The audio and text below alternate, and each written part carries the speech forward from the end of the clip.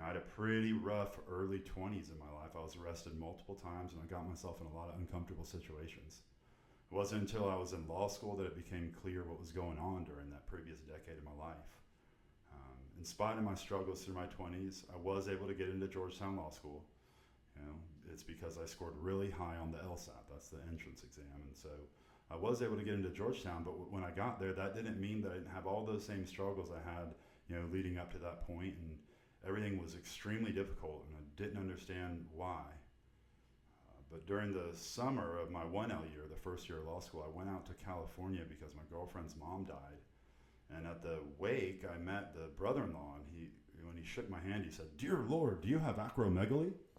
And, I didn't know what that was. I looked confused, and he said, "Don't worry, big guy. It's a very rare medical condition. It results in people having big hands, and your hands are pretty big, but I'm just joking with you." I never heard of acromegaly, but according to me, I had grown these hands from working really hard on farms. I'd worked on these vegetable farms for years, and so I must have told 100 people, who said, "Man, your hands are big." I grew these hands doing hard work. But it turns out that, I was curious about it. I went and looked it up, and I had all these symptoms. And I went to the hospital, Georgetown Hospital, and the endocrinologist laughed at me for thinking that I had self-diagnosed myself with this rare condition.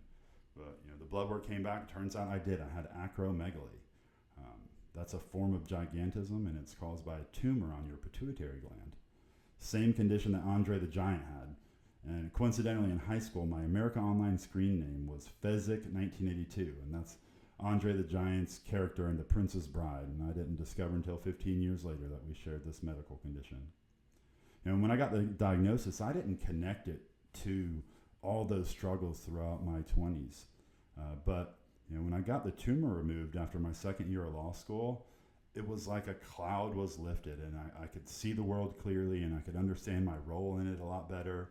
I was able to graduate from law school. I passed the bar the first time around, and after working with an amazing mentor at the public defender's office who taught me how to try cases and taught me the benefits of a trial-centric approach, and after fighting for thousands of clients, started my law firm.